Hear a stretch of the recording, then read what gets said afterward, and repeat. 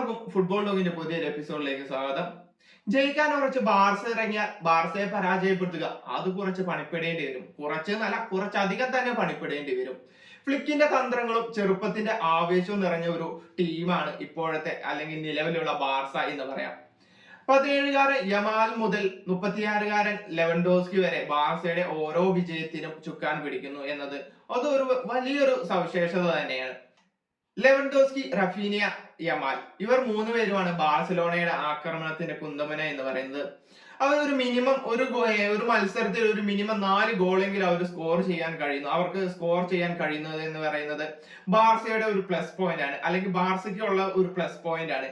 Pedri, Gavi, Olmo അടക്കമുള്ള ഒരു മികച്ച ഒരു മധ്യനിരയും അച്ചടക്കമുള്ള ഒരു ഡിഫൻസും ബാർസയ്ക്ക് ഇപ്പോഴുണ്ട്.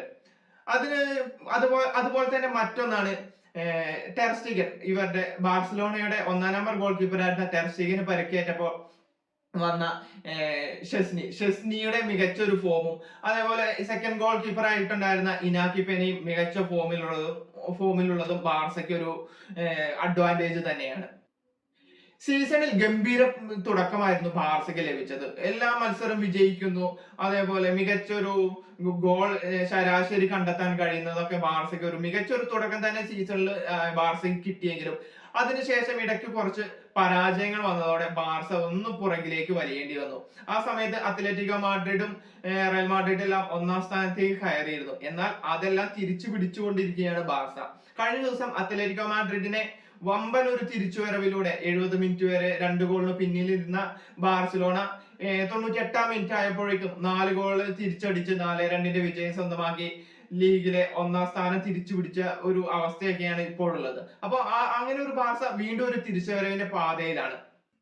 റയലിനെ പോലെ ഒരു ശക്തിക്ക് മുന്നിൽ ബാർസലോണ എങ്ങനെ പിടിച്ചു നിൽക്കും എന്നൊരു ചോദ്യം സീസണിന് മുമ്പേ പലരും ചോദിച്ചിരുന്നു. കാരണം റയലില് എംബപ്പെ വരുന്നു, ബെല്ലിംഗ്ഹാം, വിനീഷ്യസ്, റോഡ്രിഗോ പോലുള്ള മികച്ച ഒരു താരനിര തന്നെ അവർ സൃഷ്ടിച്ചെടുത്തു. അപ്പൊ അവരുടെ മുമ്പിൽ എങ്ങനെ ബാർസലോണ പിടിച്ചു നിൽക്കും എന്നൊരു ചോദ്യം ചോദിച്ചവരെല്ലാം ഇന്ന് നിശബ്ദരായിരിക്കുകയാണ്. ഫ്ലിക്കിന്റെ തന്ത്രങ്ങൾക്കൊപ്പം ഞാൻ പറഞ്ഞില്ല, ഒരു യുവത്വത്തിന്റെ ആവേശവും ചേർന്നത് കൊണ്ട് അവർക്കൊരു മികച്ചൊരു കൂട്ടുകെട്ട് ബാർസലോണയിൽ ആ താരങ്ങൾക്ക് സൃഷ്ടിച്ചെടുക്കാനും അതേപോലെ അത് അവരുടെ റിസൾട്ടിൽ പ്രകടമാക്കാനും അല്ലെങ്കിൽ റിസൾട്ടിൽ കൊണ്ടുവരാനും ബാർസയ്ക്ക് കഴിഞ്ഞു എന്ന് പറയാം.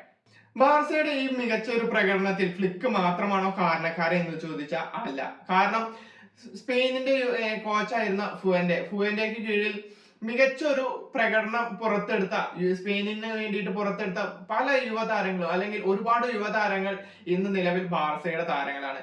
അവരെ വളർത്തിയെടുത്തത് ഫുവന്റെ ആണ് എന്ന് പറയുന്നതിൽ തെറ്റില്ല. കാരണം അവരുടെ ജൂനിയർ ടീമിന്റെ കോച്ചൊക്കെ ആയിരുന്ന ഫുവന്റെയാണ് പിന്നീട് സീനിയർ ടീമിന്റെ കോച്ചായി വരുന്നത്. അപ്പൊ അവരെ വളർത്തിയെടുക്കുന്നതിൽ ഫുവന്റേക്കും ഒരു പങ്കുണ്ട്. അപ്പൊ ആ ഒരു വിജയത്തിൽ ബാർസലോണയുടെ ക്രെഡിറ്റ് മുഴുവൻ എന്നല്ല പറയുന്നത്, ബാർസലോണയുടെ വിജയത്തിൽ ഒരു ചെറിയൊരു പങ്കെങ്കിലും ഫുവന്റേക്കും ഉണ്ട് എന്ന് പറയാം.